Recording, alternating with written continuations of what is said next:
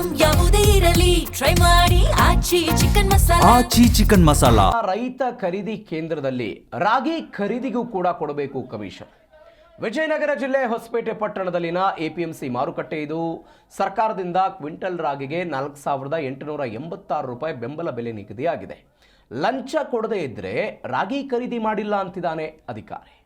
APMC ಮಾರುಕಟ್ಟೆ grader ವಿರುದ್ಧ ಇದೀಗ ರೈತರು ಸಿಡಿದೆದ್ದಿದ್ದಾರೆ. ದೃಶ್ಯದಲ್ಲಿ ಗಮನಿಸ್ತಾ ಇದ್ದೀರಿ. ಬೆಂಬಲ ಬೆಲೆ ರಾಗಿ ಖರೀದಿಗೆ ಸರ್ಕಾರ ಮುಂದಾಗಿದೆ 4,886 ರೂಪಾಯಿ. ಆದರೆ ಇದಕ್ಕೂ ಕೂಡ ಲಂಚ ಕೊಡಬೇಕಂತೆ.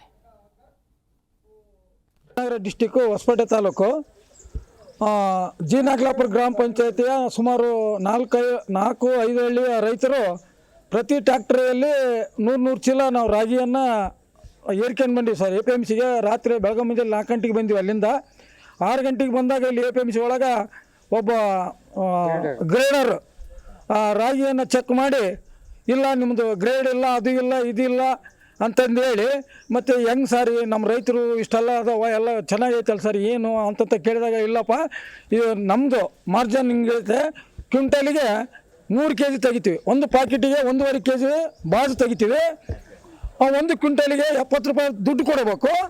ಆಮ್ಯಾಗ ಪ್ರತಿ ಟ್ಯಾಕ್ಟ್ರಿಗೆ 1,000 ರೂಪಾಯಿ. ನಿನ್ನೆ ಸರ್ 1,500 ರೂಪಾಯಿ. ಹೇಳ್ರಿ, ಏನು ಎಷ್ಟು ರಾಗಿ ನಿಮ್ದು? ಎಷ್ಟು? ನಮ್ಮದು 25 ಕ್ವಿಂಟಲ್ ಇತ್ತು ಸರ್ ರಾಗಿ. ರಾಗಿ 30 ಒಂದು ಕಮ್ಮಿ 30 ಕ್ವಿಂಟಲ್.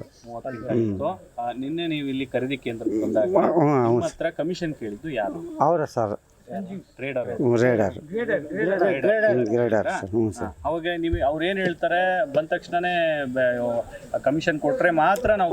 ಹ್ಞೂ ಸರ್, ಕಮಿಷನ್ ಕೊಟ್ರೆ ಮಾತ್ರ ತೂಕ ಹಾಕೋದು, ಇಲ್ಲದ್ರಿಲ್ಲ. ಹಿಂಗೆ ಹೇಳಿದ್ರ? ಹಿಂಗೆ ಹೇಳಿದ್ರಿ ಸರ್. ನೀವು ಏನೇನು ಕೊಡ್ರಿ ಅವ್ರಿಗೆ? ಏನು ಸರ್?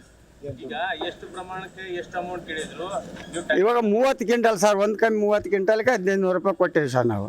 ಕಮಿಷನ್ ಕೊಟ್ರಿ 1 ಕ್ವಿಂಟಲ್ಗೆ? ಅಲ್ಲ ಸರ್, 30 ಒಂದು ಕಮ್ಮಿ